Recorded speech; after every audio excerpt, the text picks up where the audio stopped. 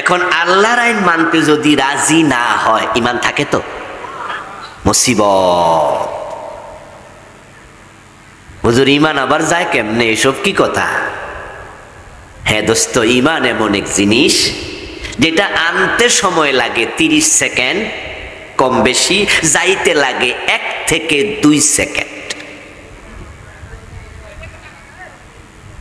আজকের এই মাহফিলে যদি কোনো হিন্দু আসে, এসে আমাকে বলে বা আমাদেরকে বলে যে আমি আজকে একটু মুসলমান হতে আসছি, আমরা তাকে ওয়েলকাম জানাবো না?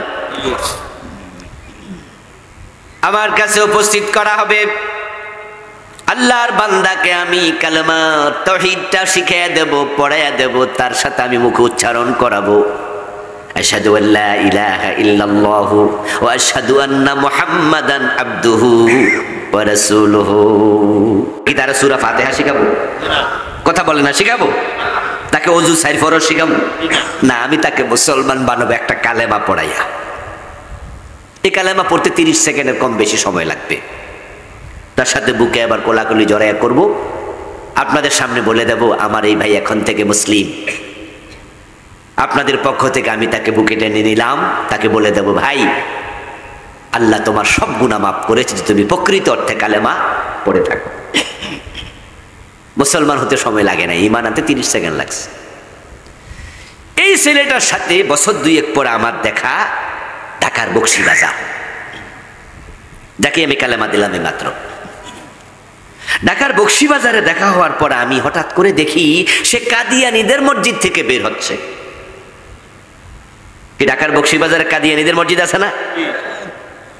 আমি দেখি জোহরের টাইমে সে টুপি মাথা দিয়ে ওই দিকতে বেরোইতেছে। আমার মনে পড়ছে কি রে, ফেনী দাগন মুইয়া মাহফিলে গেলাম, এটা কি ফেনী তো? দাগন মুইয়া মাহফিলে গেলাম, যে ফোলাডার কালেমা পড়াইছি এটাই তো হিডা। এই ছেলে দিকে আসো, তোর বাড়ি কই? সে বলো হুজুর আপনি আমার চিনেন নাই, আপনি তো আমার কালেমা পড়েছেন। আরে মিয়া তোমার চিনি চিনি মনে হয়েছে ডাক দিছি, এখন তুমি ওই মসজিদতে বাইরেছো কেন? বলো হুজুর আমি তো কাদিয়ানি। আরে তুই কাদিয়ানি হইলি কবে? কই হুজুর কালেমা পড়া 6 মাস পরে। আমার লোকে দেখা হয়েছিল ঢাকায় এক লোক, সে লোক আমারে বুঝাইছে যে নবী মোহাম্মদ শেষ নবী না। উনি নবী ঠিক আছে, উনার আমি মানি, তবে উনার পরে আরো নবী আছে, গোলাম আহমদ কাদিয়ানো নবী।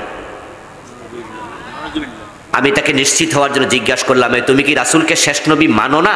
সে বলল না। না বলতে কতক্ষণ লাগছে? এই কথা বলার সাথে সাথেই সে যে কাফের আমি 100% নিশ্চিত।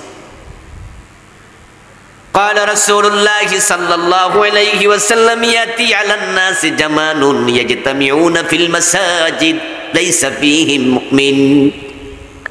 নবীজি সাল্লাল্লাহু আলাইহি ওয়াসাল্লাম বলছেন এমন এক জামানা আসবে যেই জামানার মানুষগুলো মসজিদে জামাতের সাথে নামাজ পড়বে, কিন্তু তাদের মাঝে একটারও ঈমান থাকবে না, এগুলো বেঈমান হবে। অধিকাংশ ইসলাম কিছু মানবে কিছু মানবে না, আর যারা কিছু মানে না তারা আসলে ঈমানদার থাকে না। কিছু আছে অন্তর্গতভাবে কাফের হয়ে যাবে। যেমন ধরেন আল্লাহর আইনে দেশ চালাতে হবে, যদি আপনি মনে মনে করেন যে এইসব দরকার কি, সাথে সাথে কাফের। এটা হলো আকীদাগত কাফের। সুদ খাচ্ছেন, আপনাকে জিজ্ঞাসা করলাম যে ভাই সুদ খান কেন? সুদ হারাম না?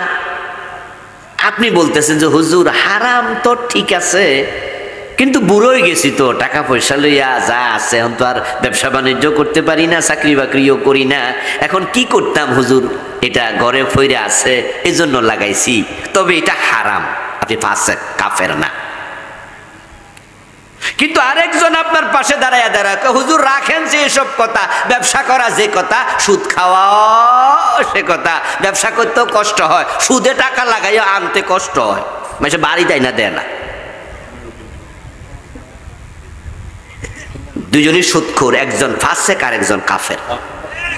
কারণ যে আস্তে আস্তে কইছিল হুজুর এটা হারাম, এটা বুঝি, তবে আসলে এই কারণে খাই, সে হলো ফাসেক। আর যে ব্যক্তি সুদ খাওয়াকে পছন্দ করে, সাপোর্ট করে, পক্ষে কথা বলে, হারামকে পক্ষে কথা বলার কারণে সাথে সাথে ঈমান